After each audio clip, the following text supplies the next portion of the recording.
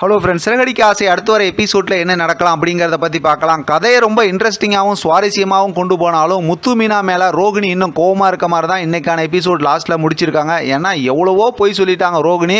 இப்போ அந்த பொய்யெல்லாம் மறைச்சி இன்றைக்கி புதுசாக ஒரு பொய் கதையெல்லாம் சொல்லி வச்சுட்டாங்க.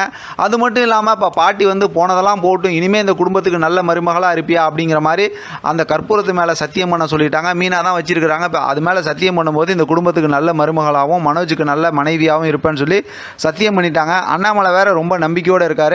ஏன்னா இப்போ உங்களுக்கு கல்யாணம் ஆயிடுச்சு, குழந்தை இருக்குது அப்படிங்கிறதும் ஏற்கனவே அவங்க அப்பான்னு சொல்லி ஒரு ஃபோட்டோ காட்டினாங்களா, அந்த ஃபோட்டோ வச்சு நல்லா வசமாக மாட்ட போகிறாங்க. இப்போ அது மட்டும் இல்லாமல் இவங்க அம்மா இன்னும் உயிரோடு இருக்காங்க. இப்படி பொய் மேலே போய் அடுக்கடுக்காக எவ்வளோ பொய்யை வச்சு புதுசாக ஒரு பொய்யை சொல்லி இப்போ ஏற்கனவே இருக்க எல்லா பொய்யும் மறைச்சி இந்த மாதிரி ரோகிணி சொல்லியிருக்கிறதுனால அடுத்து என்னெல்லாம் பிரச்சனை வரப்போகுதுன்னு தெரியல. ஏன்னா மனோஜ் வந்து இப்போ ரோகிணியை காப்பாற்றணுங்கிறதுக்காக இவ்வளோ பெரிய ஒரு பொய் சொல்லி காப்பாற்றிட்டாரு. ஆனால் அதை சந்தர்ப்பமாக பயன்படுத்தி கொஞ்சமாவது உண்மையை சொல்லியிருக்கலாம். இருந்தாலும் ரோகிணி வந்து தொடர்ந்து பொய் தான் சொல்லிகிட்டு இருக்காங்க.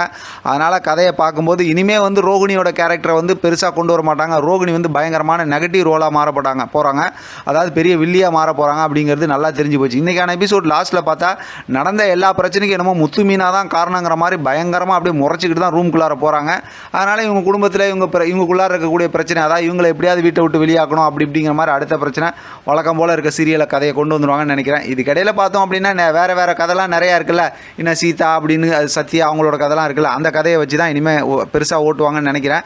ஆனால் எப்படி பார்த்தாலும் ரோகிணிக்கு வந்து ரொம்ப தான் தைரியம் அப்படின்னு தான் சொல்லணும். ஏன்னா எவ்வளோ பிரச்சனையெல்லாம் இருந்தாலும் இன்றைக்கான எபிசோடு டிவியில் பார்த்தீங்கன்னா தெரியும், அப்படியே கொஞ்சம் கூட யோசிக்காமல் பயப்படாமல் அப்படியே ஒன் பை ஒன்னாக எல்லாத்துக்கும் போய் சொல்லி வீட்டில் இருக்க அத்தனை பேர்த்தோட வாயம் அடைச்சிட்டாங்க. விஜயா வந்து எவ்வளவோ கேள்வி கேட்டு பார்த்தாங்க. அவங்க கேள்விக்கு எல்லாத்துக்கும் பதில் சொல்லி ஒரு கட்டத்தில் விஜயாவையும் அமைதியாக்கிட்டாங்க.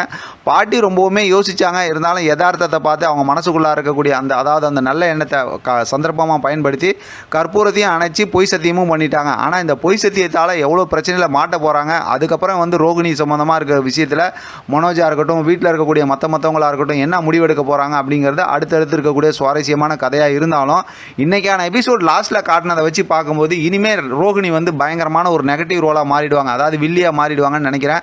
இந்த வில்லியாக மாறினதுக்கப்புறம் முத்து மீனாவுக்கு நிறையா பிரச்சனையை கொண்டு வந்துருவாங்க அப்படிங்கிற மாதிரி தான் யோசிக்க தோணுது. ஏன்னா முத்து மீனாவை கூட பார்த்தோம்னா இன்றைக்கான எபிசோடில் விஜயா கொஞ்சம் அக்செப்ட் பண்ணி அதாவது சமாதானப்படுத்தி தானே பேசுனாங்க. அது எப்படி ரோகிணியால் பொறுத்துக்க முடியும்? அதனால் ஏதாவது பிரச்சனை பண்ணுவாங்கன்னு தான் நினைக்கிறேன். வெயிட் பண்ணி பார்க்கலாம். ப்ரோமோலாம் வந்துச்சுன்னா அதை வச்சு தொடர்ந்து பேசலாம். இதை பற்றின உங்களோட கருத்து கமெண்ட் பாக்ஸில் தெரியப்படுத்துங்க. தொடர்ந்து ஆதரவு கொடுங்க. தேங்க்யூ ஃப்ரெண்ட், தேங்க்ஸ் ஃபார் வாட்சிங்.